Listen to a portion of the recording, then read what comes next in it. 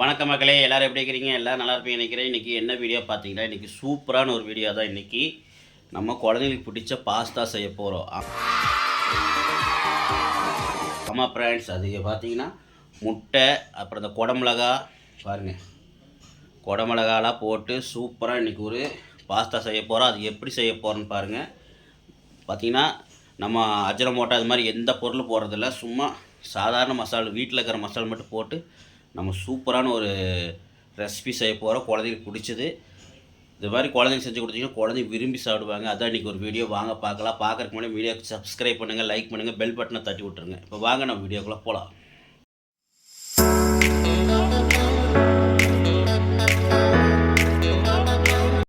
Friends, பார்த்தீங்கன்னா நம்ம சில பேர் சொன்னாங்க, வீடியோ வந்து பார்த்தீங்கன்னா கச்சன்னு போடாதீங்க, என்ன செய்கிறீங்களோ அதை காட்டுங்க, என்ன பண்ணுறீங்களோ அதை பண்ணுங்கள், சும்மா அதுவும் காட்டாதே சொல்லியிருக்கிறாங்க. அதனால் என்ன நம்ம செய்ய போகிறோம் அதை பாருங்கள், அதுக்கு தேவையான பொருட்கள் பாருங்கள், செய்கிறதுக்கு மட்டும் காமிக்கிறோம். சும்மா வள நம்ம பேச விரும்பல, என்ன பண்ணுறோமோ அதை மட்டும் ஸ்ட்ரைட்டாக நம்ம டக்குன்னு பண்ணலாம். வாங்க இப்போ வீடியோக்குள்ளே போகலாம். ஃப்ரெண்ட்ஸ், நம்ம பாஸ்தா செய்கிறதுக்கு என்னென்ன பொருட்கள் வேணுங்கிறது நான் காமிச்சிட்றேன், பார்த்துக்குங்க. இதே மாதிரி நீங்கள் ரெடி பண்ணி வச்சுக்கோங்க. ஓகே, இப்போ வாங்க நம்ம பார்க்கலாம். ஃப்ரெண்ட்ஸ், பாஸ்தா செய்கிறதுக்கு முதல்ல நம்ம பாஸ்தா இங்கே பாருங்க, நாங்கள் இந்த மாதிரி பாஸ்தா வாங்கியிருக்கிறோம். இந்த சுருளாக இருக்கும், முறுக்கு மாதிரி பார்த்தீங்களா, இந்த மாதிரி பாஸ்தா வந்து நாங்கள் ஒரு பேக்கெட்னால் ஒரு அரை கிலோ இருக்கும். அரை கிலோ வந்து நாங்கள் வேக வச்சு பாருங்கள், ஓரளவு ரொம்ப வேகக்கூடாது, குழன்னு ஆயிரும். குழன்னு ஆச்சுன்னா நல்லா இருக்காது. 100% இந்த மாதிரி வெந்துடணும். பாருங்கள், வெந்துருச்சுன்னா அதை எடுத்து இந்த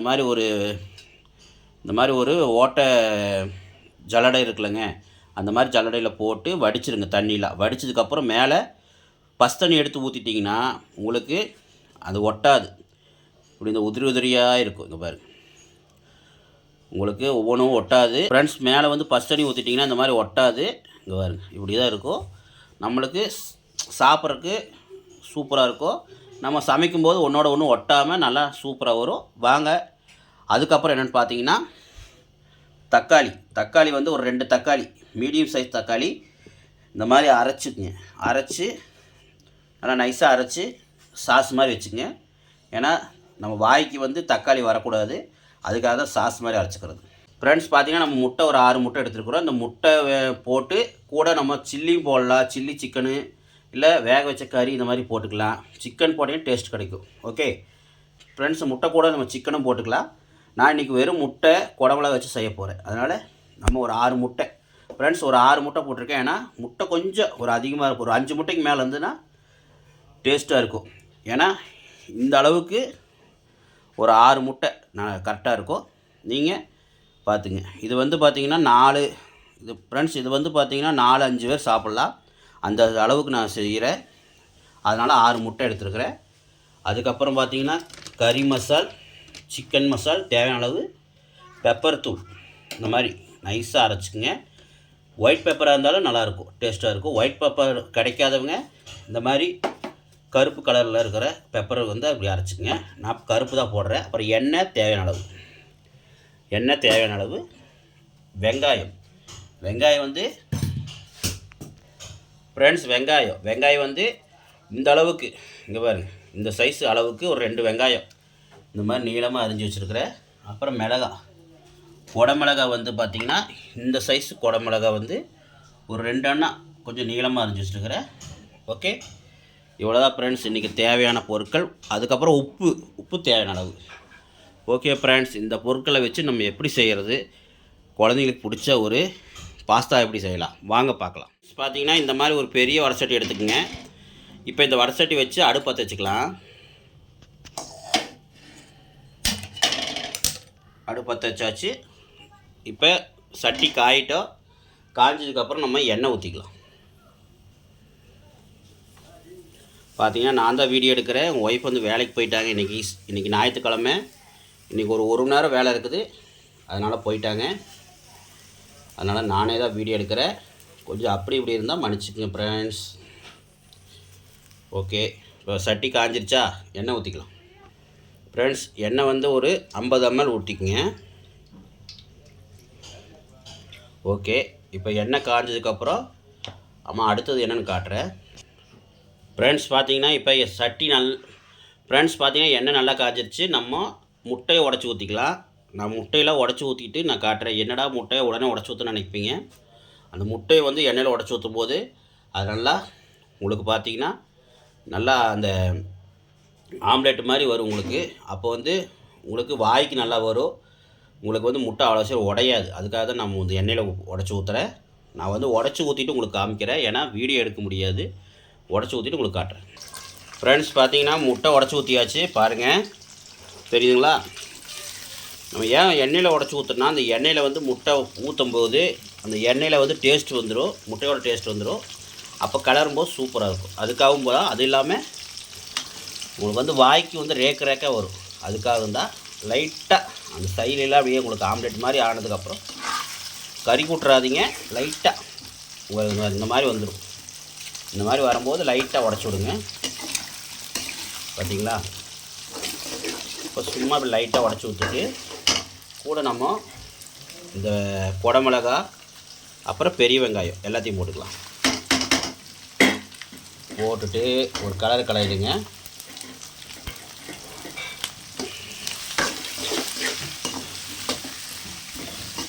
குடமிளகா நாங்கள் இந்த மாதிரி அரைஞ்சிருக்கிறோம். நீங்கள் பொடி அரைச்சி போட்டால் நல்லாயிருக்கும். இது வணங்குறதுக்காக நம்ம உப்பு கொஞ்சம் போட்டுக்கலாம். ஃப்ரெண்ட்ஸ் வெங்காயம் குடமிளகாலாம் வணங்குறதுக்காக உப்பு கொஞ்சம் போட்டுக்கலாம். சால்ட் உப்பு தான் போடணும், கல் உப்புலாம் போட்டுறாதீங்க, ஏன்னா கரையாது. ஓகே, இப்போ நல்லா இது வணக்கணும். கடையில் பார்த்தீங்கன்னா வெங்காயம் அந்த இதெல்லாம் வந்து பார்த்திங்கன்னா உங்களுக்கு சீக்கிரம் வேகாமல் கொடுப்பாங்க. முட்டைக்கோசுலாம் போடுவாங்க, அதெல்லாம் சீக்கிரம் வேகாமல் அப்படியே கொடுத்துருவாங்க. அதெல்லாம் ஜீரணமாகா சில பேர்த்துக்கு. நீங்கள் வந்து வீட்டில் செய்கிற மாதிரி இருக்கும்போது நல்லா வணக்கிடுங்க. இந்த வெங்காயம் இதெல்லாம் நல்லா வணக்கிட்டிங்கன்னா குழந்தைங்களுக்கு ஜீரணமாகும். சீக்கிரம் குழந்தைங்க வந்து விரும்பி சாப்பிடுவாங்க. ஏன்னா சில பேர் காயாக இருந்தால் சாப்பிட மாட்டாங்க, வேகாமல் இருந்து. சில பேர் வேகாமல் இருந்தால் சாப்பிட மாட்டாங்க. அதுக்காக சொல்கிறேன். எண்ணெய் வந்து ஒரு 50 ml இல்லை 75 ml கூட ஊற்றிக்கிங்க. ஏன்னா எண்ணெய் கொஞ்சம் இருக்கணும். அப்போ தான் அந்த பாஸ்தாவுக்கு வந்து டேஸ்ட் கிடைக்கும். நான் 50 ml ஊற்றிருந்தேன், இருந்தாலும் இன்னொரு 25 ml ஊற்றிக்கிறேன். ஏன்னா டேஸ்ட்டு கிடைக்கும். ஏன்னா பார்த்தீங்கன்னா வறண்டு இருக்கக்கூடாது. உங்களுக்கு பாஸ்தா வந்து ரொம்ப வறண்டு இருந்ததுன்னா நல்லா இருக்காது. ஓரளவு லைட்டாக ஈரப்பதமாக இருக்கணும். அதனால் எண்ணெய் கொஞ்சம் சேர்த்தியே ஊற்றிக்கலாம்.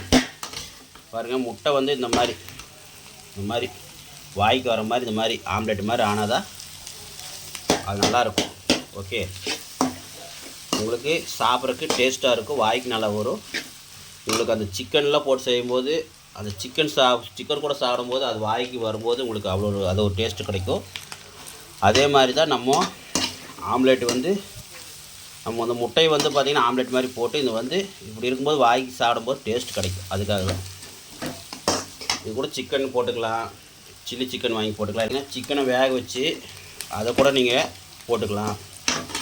அந்த தண்ணி வேணால் லைட்டாக தண்ணி இருந்ததுன்னா அதை கூட மேலே ஊற்றி நல்லா பரட்டி விட்டிங்கன்னா தண்ணியெலாம் சுண்டுச்சுன்னா இன்னும் டேஸ்ட்டாக இருக்கும். சிக்கன் தண்ணி வேஸ்ட் பண்ணாதீங்க. வேக வச்சு தண்ணி இது கொஞ்சம் பார்த்தீங்கன்னா ஒரு 1/4 கிலோ சிக்கன் போடுறீங்களா, ஒரு 1/2 சொம்பு தண்ணி ஊற்றுவீங்களா, அது வந்து சுண்டுச்சுன்னா உங்களுக்கு 1/4 சொம்பு ஆயிரும். அது தண்ணி கூட எடுத்து நீங்கள் ஊற்றிக்கலாம்.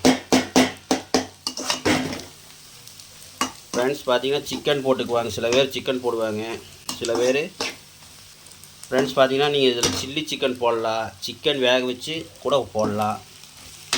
ஆனால் சிக்கன் தான் இதுக்கு டேஸ்ட் கிடைக்கும், வேறு எதுவும் கிடைக்காது. ஓகே, வணங்கிட்டு இருக்குது. நம்ம வணங்கட்டும், நல்லா கொஞ்சம் வணங்கட்டும். ஏன்னா குழந்தைங்களுக்கு ஜீரணம் ஆகணும். இது வணங்கினதுக்கப்புறம் உங்களுக்கு காட்டுறேன். ஃப்ரெண்ட்ஸ் பார்த்தீங்கன்னா காய் வந்து ஓரளவு வெந்துருச்சு. நம்ம ஏன் குடமிளகா போட்டோன்னா நம்ம இதில் வந்து காரமெல்லாம் போட மாட்டோம். குழந்தைங்க சாப்பிட்றனால காரம் போட மாட்டோம், வெறும் பெப்பர் தான் போடுவோம். லைட்டாக குடமிளகா பார்த்தீங்கன்னா லைட்டாக குடமிளகா காரமாக இருக்குமா, அதனால் நம்மளுக்கு காரத்துக்கு நல்லாயிருக்கும். காரத்துக்கு கொஞ்சம் நல்லா இருக்கும், அதனால் குடமிளகா போட்டிருக்கிறேன். நீங்கள் வேணுன்னா சேர்த்திக்கலாம், குடமிளகா வேண்டான்னா ஸ்கிப் பண்ணிவிட்டு நீங்கள் வெறும் முட்டை போட்டு கூட செய்யுங்க. அப்படி இல்லைன்னா கொஞ்சம் முட்டைக்கோஸ் கூட போட்டுக்குங்க. முட்டைக்கோஸு பீன்ஸு கொஞ்சம் சீவி போட்டுக்குங்க. அப்படி இல்லையா முட்டை கூட உங்களுக்கு சில்லி சிக்கன் போட்டு செய்யலாம். வெறும் சிக்கன் மட்டும் போட்டு செஞ்சுக்கோங்க. அப்படி முட்டை இல்லாமல் வெறும் சிக்கன் மட்டும் போட்டால் வெறும் சிக்கன் மட்டும் போட்டு செஞ்சுக்கலாம். இல்லை வெறும் முட்டை போட்டு மட்டும் செஞ்சுக்கலாம். உங்கள் இஷ்டம்தான். நம்ம என்ன போடுறோமோ அவ்வளோ அதுக்கு தகுந்த மாதிரி டேஸ்ட் கொடுக்கும். அவ்வளோ. இப்போ வந்து நம்ம இந்த தக்காளி சாஸ் ஊற்றிக்கலாம். சும்மா ஒரு 2 தக்காளி போட்டால் போதும்.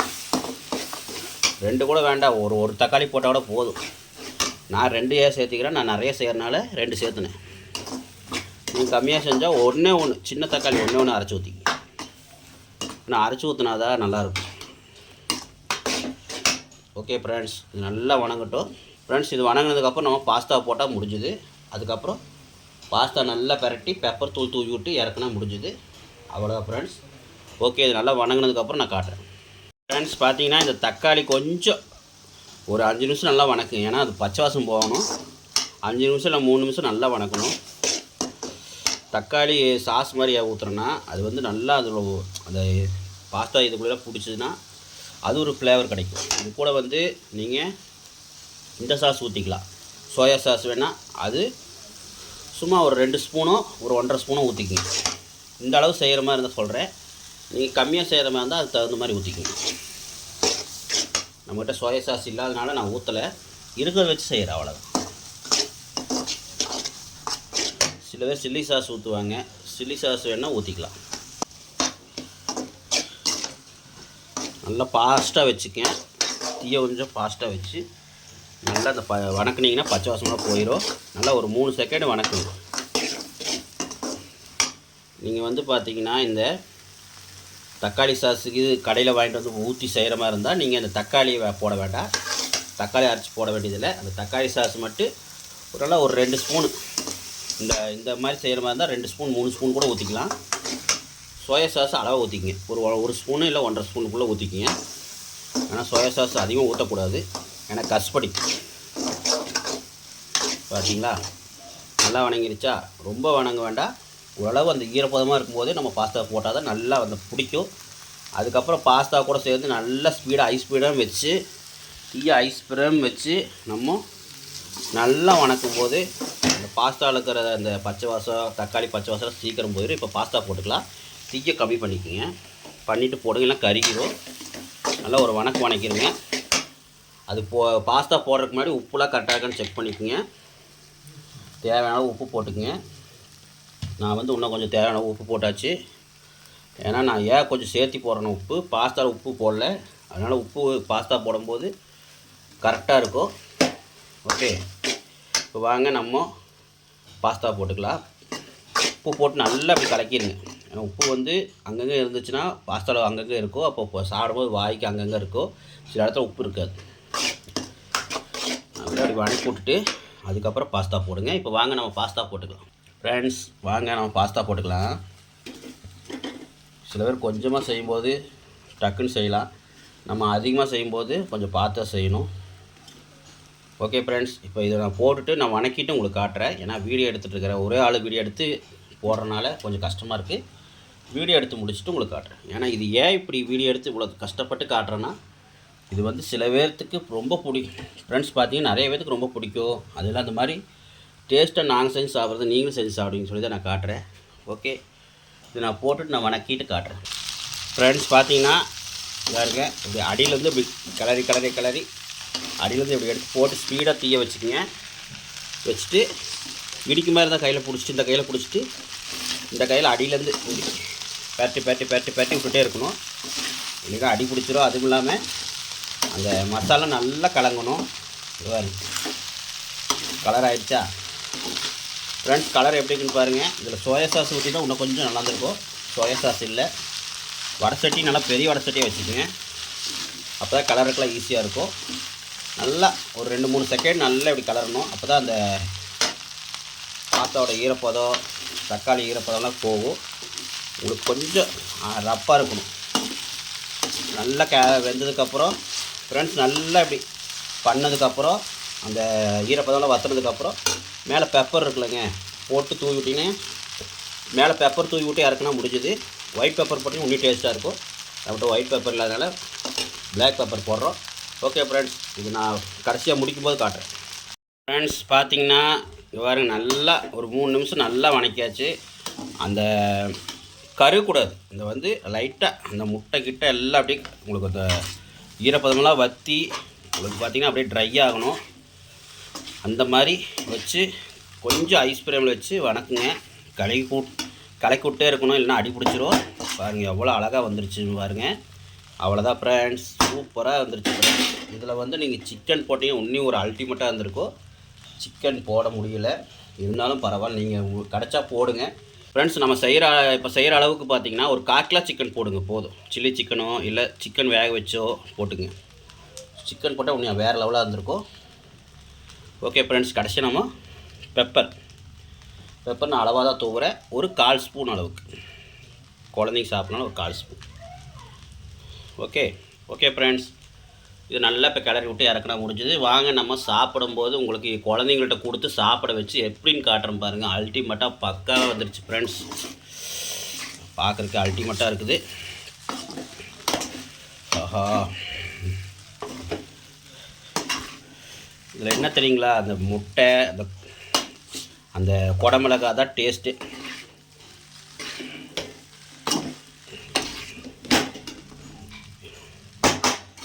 ஓகே ஃப்ரெண்ட்ஸ், அவ்வளோதான். ஒரு கிளறி விட்டு இறக்கிட்டா முடிஞ்சுது. ஓகே, நான் உங்களுக்கு சர்வ் பண்ணிவிட்டு உங்களுக்கு நான் காட்டுறேன். ஓகே ஃப்ரெண்ட்ஸ், பார்த்தீங்கன்னா சூப்பராக நம்மளுக்கு ஒரு பாஸ்தா ரெடி ஆகிடுச்சு. இங்கே பாருங்கள், பார்த்தீங்கன்னா அம்மா சாப்பிட்றாங்க, குழந்தைங்க சாப்பிட்றாங்க. பாருங்கள் எப்படி இருக்குது, எப்படிடா இருக்குது. சரி சரி சரி, எல்லோரும் இந்த மாதிரி செஞ்சு சாப்பிட்லாமா? ஓகே, எங்கள் அப்பா சாப்பிட்றாரு. எப்படி இருக்குதுப்பா, எப்படி இருக்குதுமா? நல்லா இருக்குதா? ஓகே, எல்லோரும் நல்லா இருக்குன்ட்டாங்களா? பாருங்கள், சூப்பரான ரெடி ஆயிடுச்சு. வாங்க இப்போ நானும் சாப்பிட்டு பார்த்துட்டு எப்படி சொல்லிடுறேன். ஃப்ரெண்ட்ஸ் வாங்க நம்ம சாப்பிட்டு பார்த்துடலாம். சூப்பராக இருக்குங்கிறாங்க, நம்மளும் சாப்பிட்டு பார்த்துட்டு சொல்லிடுறேன். பார்த்தீங்களா எவ்வளோ அழகாக ரெடி ஆகிடுச்சு பாருங்கள். பாருங்கள், நீங்கள் வந்து பார்த்தீங்கன்னா நல்லா வணக்கினா தான் அந்த மாதிரி உதிரியாக வரும். இந்த பச்சை வாசம் அப்புறம் அந்த பாஸ்தாவோட ஈரப்பதம்லாம் போய் இங்கே பாருங்கள் அல்டிமேட்டாக வந்துருச்சு ஃப்ரெண்ட்ஸ். இந்த சிக்கன் மட்டும் போட்டு செஞ்சிங்கன்னா அல்டிமேட்டாக இருக்கும் ஃப்ரெண்ட்ஸ். வாங்க சாப்பிட்றலாம்.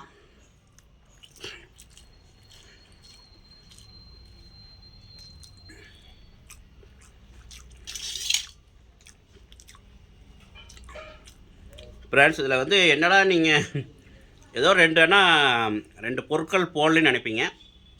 அது என்னன்னு தெரிஞ்சிருக்கோ ஃப்ரெண்ட்ஸ். பார்த்தீங்கன்னா அந்த முட்டை அந்த குடமிளகாலாம் வச்சு நல்லா ஒரு பெரிய பைட்டாக போயிடலாம். வாங்க இப்போ சாப்பிட்டு பார்க்கலாம். ஓகே ஃப்ரெண்ட்ஸ் வாங்க.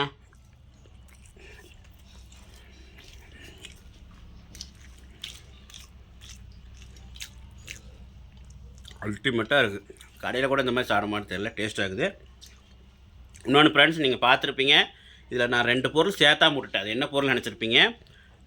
கெஸ் பண்ணிட்டீங்களா?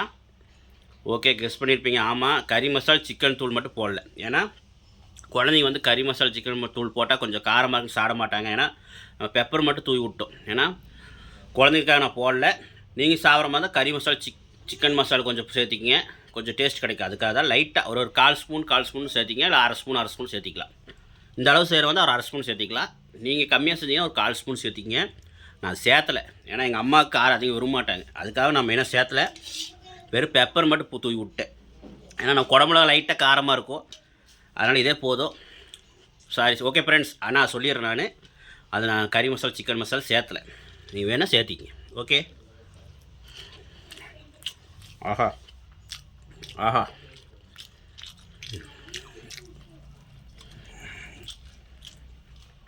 இப்படி சாப்பிடுங்க ஃப்ரெண்ட்ஸ், அப்போ இருக்கும். சும்மா ஸ்டைலுக்காக சாப்பிடக்கூடாது. ஆஹா,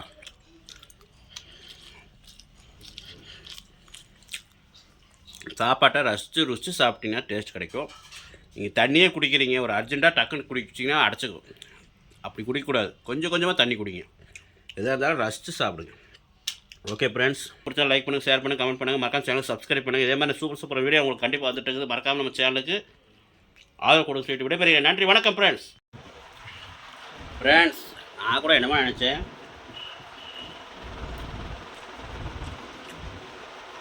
வாய்ப்பே இல்லைங்க. பாருங்க. ஆஹா, காரமெல்லாம் கரெக்டாக இருக்கு. தக்காளி சாஸு, பெப்பரு வாங்க இந்த மாதிரி சாப்பிடுங்க.